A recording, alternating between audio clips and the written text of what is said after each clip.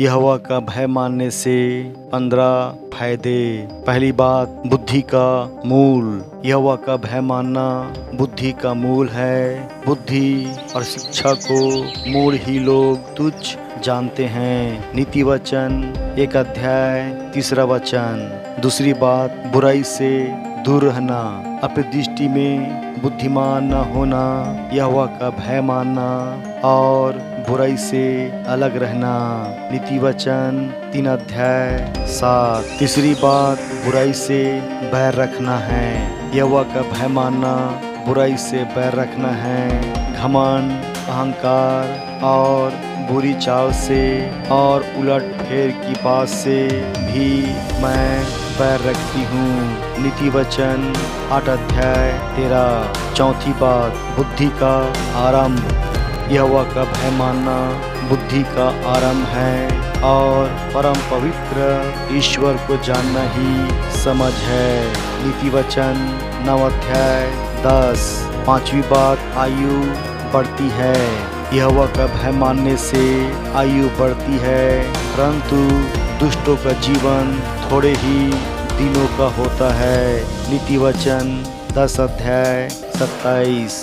छठवीं बात, दृढ़ भरोसा होता है। यहोवा के भय मानने वाले को दृढ़ भरोसा होता है और उसके पुत्रों को शरण स्थान मिलता है।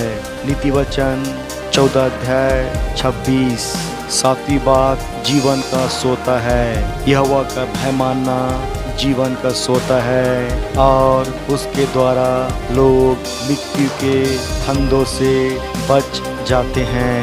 नीति वचन 14 अध्याय 27।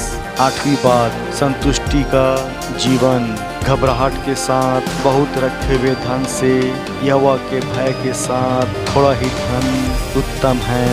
नीति वचन 15 अध्याय 16। नौवीं बात, शिक्षा प्राप्त होती है।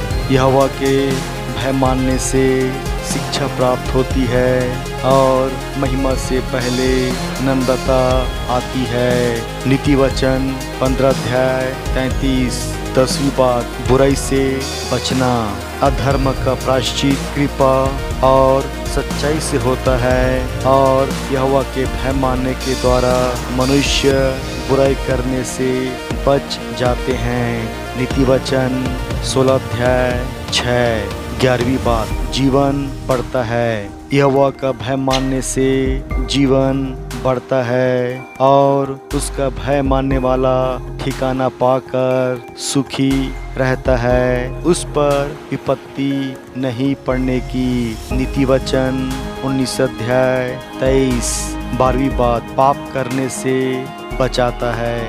मूसा ने लोगों से कहा, डरो मत, क्योंकि परमेश्वर इसलिए आया है कि तुम्हारी परीक्षा करे और उसका भय तुम्हारे मन में बना रहे कि तुम पाप न करो। निर्गमन 20 अध्याय का 20। 13वीं बात, यही बुद्धि है। तब उसने मनुष्य से कहा, देख, प्रभु का भय मानना यही बुद्धि है। 14वीं बात, यही समझ है।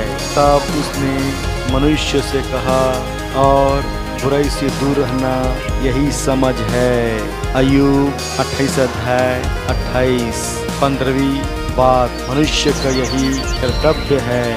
सब कुछ सुना गया, अंत की बात यह है कि परमेश्वर का भय मान और उसकी आज्ञाओं का पालन कर, क्योंकि मनुष्य का संपूर्ण कर्तव्य यही है। सभी सुनने देखने वाले को प्रभु बहुत आशीष दे। धन्यवाद।